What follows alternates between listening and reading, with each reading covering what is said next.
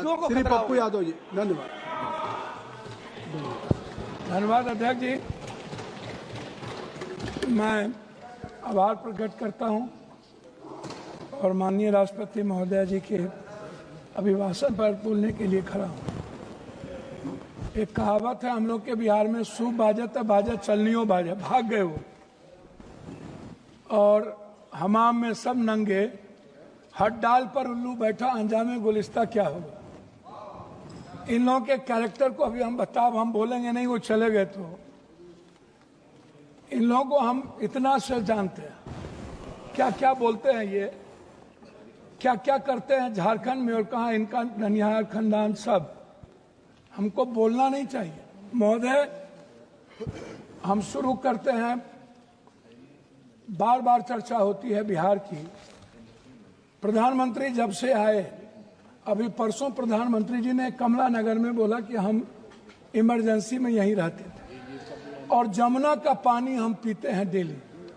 आप रिकॉर्ड उठा के परसों के स्पीच का सुनिए कि हम जमुना का पानी पीते हैं, हम कमला नगर में ही रहते थे। प्रधानमंत्री जी हमारे कहाँ कहाँ रहते थे, कहाँ नहीं रहते थे, हमको आज तक समझ में नहीं आई कि गुजरात, जो गांधी और पटेल के गुजरात, जो मोहब्बत की नगरी और लोकतांत्रिक व्यवस्था में वसुधैव कुटुंबकम और मानवता के लिए जो प्रतीक थे, आज वो गुजरात गांधी से हटा करके, पटेल से हटाकर उनको नाथूराम गोडसे और नए गुजरात की परिभाषा से परिभाषित की गई, शुरुआत किया गया। और जब आए तो उन्होंने काला धन, जाली नोट, 15 लाख रुपया से शुरू की, 2 करोड़ नौकरी, नोटबंदी, जीएसटी, आप उठा करके देख लें, एक भी वादे पर दोबारा, इतना प्रधानमंत्री की नोटबंदी सबसे अहम घोषणा थी, आज तक दोबारा चर्चा इस सदन में नहीं हुई कि नोटबंदी से किनको बेनिफिट मिला, किनको नहीं मिला, नोटबंदी से देश और किसान और महिलाओं की कितनी क्षति हुई, व्यापारियों की कितनी क्षति हुई और मजदूरों के हालात क्या हुए। अध्यक्ष महोदय, जीएसटी के को आप उठा के देख लीजिए, हर व्यक्ति के जेब से पेन, कलम, दवात, पेंसिल, चाय पत्ती, नमक, तेल, सब्जी, दाल, साड़ी, चप्पल, सब चीज पर 3 गुना जीएसटी। ये पैसा मिडिल क्लास के नीचे से लिया जा रहा है। पूरे देश में मिडिल क्लास के पास पैसे नहीं बचे, ना तो नोटबंदी के बाद और ना इतने करे जीएसटी लागू होने के बाद। तो नोटबंदी और जीएसटी को आधार कहता, लोग कहते हैं हंडी के एक चावल से पता चलती है कि चावल पक गई। अब प्रधानमंत्री जी तिबारा आ गए, 3 बार देश के लोगों ने इन्हें बनाया। हम आपसे कहना चाहेंगे कि अभी जो कुंभ की बात है, प्रधानमंत्री जी हमारे हिंदू के सबसे बड़े, सनातन के विचारधारा कहते हैं कि मैं सबसे बड़ा हूं। मैं एक बाबा का नाम नहीं लूंगा लेकिन कोट करता हूं। उन्होंने कहा कि जो जो लोग मरे हैं वो मोक्ष चलेगा। तो मैं चाहता हूं कि लगभग बाबा और नागा और जो नेता वहां जाते हैं और जो बड़े पैसे वाला, उनको भी डुबकी लगा के मर जाना चाहिए ताकि इन लोगों का कल्याण हो जाए, ये मोक्ष पे चले जाए। भैया सुनिए, मोक्ष में चले जाएं।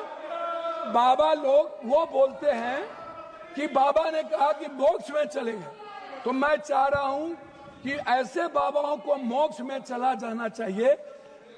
दूसरी बात, मैं अंडरस्टैंड यंग, वो साधु संतों बाबाओं को आशीर्वाद दे रहे हैं, जी, बाबाओं को आशीर्वाद दे रहे हैं। जी जी जी, मैं भैया, दूसरा बात, उन्होंने अंडरस्टैंड यंग को ही उन्होंने 2000 करोड़ का लगभग उन्होंने ठेका दिया, जबकि 13 में 19 में इन्हीं को कुंभ मेला का ठेका दिया गया था।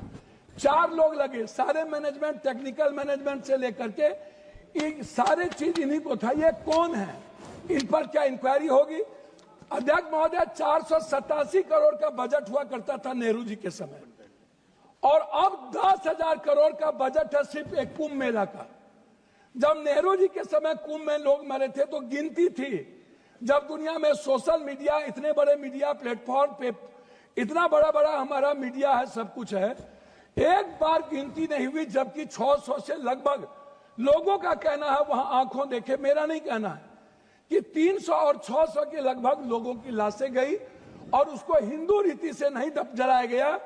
क्या हमारे संस्कार इतने गिर गए कि हम हिंदू रीति से उसके लाश को भी नहीं जलाए? इस जानकारी का कोई आधार है? अब मैं दूसरी बात नहीं करूंगा। पप्पू जी, मैं दूसरी बात, अगर इस पार्लियामेंट से कहेंगे इतनी बड़ी संख्या, इस जानकारी का आधार देंगे या आप ये कह देंगे आधार ही के रूप में 300 और 600 लोग मर गए? हुजूर, मैं क्या कह, तो आप हमारे संरक्षक है, गार्जियन है, मैं अपनी बात उनके द्वारा कह रहा हूं। दूसरी बात, महोदय राष्ट्रपति भाषण में रोजगार की, नौकरी की, बीपीएससी का, यूपीएससी का, एसएससी का, नीट का, जो लगातार हमारे नेता राहुल गांधी इस सवाल को लेके बोलते रहे। बीपीएससी में हमारे बिहार के बच्चों को मारा गया, लगातार धरना पे हैं, हम कोर्ट गए, लगभग पेपर क्वेश्चन लीक आउट होता है इस देश में। क्या कभी किसी पेपर, क्या कभी मिडिल क्लास या ओबीसी या ईबीसी का बेटा अब कभी नौकरी कर पाएगा? 3 बार प्रधानमंत्री रहते हुए आदरणीय प्रधानमंत्री जी के कार्यकाल में रेलवे की वैकेंसी नहीं निकली, बैंकिंग की वैकेंसी नहीं निकली, लगभग अग्निवीर हो गया। और इतना ही नहीं, नियोजित और संविदा की खेती होगी, परमानेंट नौकरी अब नहीं मिलेगा, नौकरी लगभग प्राइवेट की ओर चला गया। तो प्राइवेट में तो अध्यक्ष जी आरक्षण है नहीं, तो ओबीसी, ईबीसी, एसटी, एससी का बच्चा तो गया। आपने तो हमला कर दिया है आरक्षण पर, 67% आरक्षण नहीं देंगे। अब जाति जनगणना की बात बीजेपी के मुंह से शोभा नहीं देती। मैं कुछ और नहीं कहूंगा, मैं सिर्फ इतना कहूंगा बिहार के बारे में कि जब बिहार की चर्चा होती है, जब ये लोग करते हैं, अभी मैं आपको एक ऐसा चीज दूंगा अध्यक्ष महोदय, एड्रल इंडस्ट्रियल सॉल्यूशन कंपनी, ये निजी कंपनी में सहारा इंडिया भी आता था। सहारा इंडिया लगभग 3 करोड़ लोगों का पैसा अभी झारखंड, आप तो किसी भी स्टेट के साथ सौतेलेपन का व्यवहार करते हैं। आप तेलंगाना देखिए, बेंगलोर देखिए, झारखंड देखिए, झारखंड का आप जीएसटी का पैसा नहीं देते हैं। झारखंड की बंद पड़ी फैक्ट्रियों का आपके रीजन में बंद हुआ। झारखंड में आप, झारखंड की इकोनॉमी की स्थिति क्या है, आप उस पर चर्चा नहीं करते हैं। आप बंगाल पे भी चर्चा नहीं करते हैं। बिहार की जीएसटी का पैसा नहीं मिलता है। तो जो लोग ये बात उठाते हैं, मेरा कहना क्या है अध्यक्ष महोदय, कि एजुकेशन पर कितना बजट आप देखेंगे, ये मेरे पास है महोदय, 2014 में 7.4, 2024 घट के हो गया 6.4, 19 में 2020-21 में 6.6 की गिरावट आ गई आर्थिक विकास दर में। महंगाई की स्थिति आप देख लीजिए सर, ये कहते हैं ना लगभग 84 से 86 करोड़ को आप कौन सा चावल दे रहे हैं आजादी के बाद, कौन सा? 84 करोड़ 5 लाख चावल पर यह देश पैदा हुआ है। हम 140 में 84 करोड़ जीडीपी की बात करने वाला है। हम उनसे पूछना चाहेंगे कि मेरे रुपये की गिरावट कितनी है, मेरी वैल्यू कितनी है, कृपया और पर कैपिटा इनकम। सर वही हम आपसे है। 9 मिनट हो गया। 9 मिनट। सर मैं बिहार के बारे में कहा कि बात करता हूं जब आप कह रहे हैं, तो मेरा कहना आपसे ये है, अभी तक भी तो आप बिहार, मेरा कहना ये है कि आप की जो विदेश नीति है, अभी बांग्लादेश, सर वही आ रहा हूं सर, बांग्लादेश गए थे आईएसआई के चीफ, 3 दिन वहां रहे। भूटान की आधी सरकार चीन में थी। हमारे प्रधानमंत्री बहुत मजबूत हैं। नेपाल के बॉर्डर पर पूरा का पूरा चीन का एयरपोर्ट बन गया, पूरा। सर पोखरा में जाके देखिए, वहां के सैनिक चैन के उतरते हैं। सर एएसआई के एजेंट क्या कर रहा था? सर भूटान के मंत्री चीन में आज 15 दिनों से क्या करते हैं? बांग्लादेश दुश्मन, नेपाल दुश्मन, पाकिस्तान दुश्मन, वियतनाम दुश्मन, वियतनाम चला गया, ताइवान चला गया, चीन हमारा दुश्मन, सबसे बड़ा दुश्मन चीन। अब कंक्लूड सर कंक्लूड करते प्लीज। हम सर बिहार के बारे में सिर्फ आएंगे। सर मेरा आग्रह है 2 मिनट सर, 1 मिनट कि बिहार में क्या मिला? सर हम भीख मांगा क्या गया नहीं बिहार मिला? के द्वारा, क्या नहीं मिला? सर मेरी बात सुनिए ना, विशेष राज नहीं मिला, विशेष पैकेज नहीं मिला, बंद पड़े फैक्ट्री, डालमिया नगर से शुरू करता हूं, चीनी मिल, पेपर मिल, दालचीनी मिल, सिल्क मिल, बंदूक फैक्ट्री, आप उठाइए, आप उठा करके देखिए, सिल्क मिल, जूट मिल। सर मेरे यहां बनमनखी में चीनी मिल बंद हो गया। जब फैक्ट्रियां नहीं रहेगी, जब फूड प्रोसेसिंग पर हम फैक्ट्रियां नहीं देंगे, जब हम मछली उत्पादन को फैक्ट्रियां, बार बार चर्चा होती है। सर मैं बात को खत्म कर रहा हूं, मैं अपने क्षेत्र की बात करूं। सर मैंने अपने क्षेत्र में मैंने कहा कि हमारा जो बॉर्डर है बांग्लादेश नेपाल, इस इलाके में एक एम्स मैंने पूर्णिया के लिए मैंने डिमांड किया।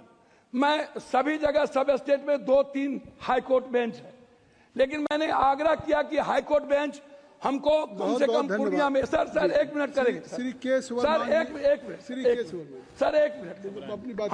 हमने मांगा हमको हाई कोर्ट बेंच दिया जाए। सर हाई कोर्ट बेंच अभी तक जब आपकी बात। Sir 1 minute sir, 1 minute. हमने ITI IIT की बात हमने की सर पूर्णिया के लिए। Sir 1 minute.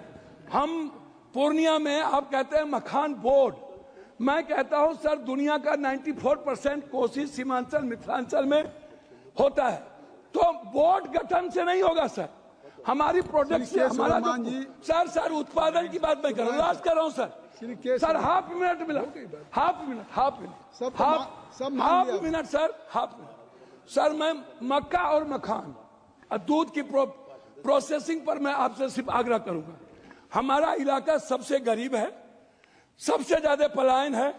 सर मैं एक डिमांड करता हूं आपके द्वारा कि हमें पूर्वांचल के लिए एक मंत्रालय का यहां से गठन हो, जो हमारे पूर्वांचल का विकास नियमित हो। दिल्ली में पूर्वांचल के लोग आते हैं, वो बहुत परेशान हैं।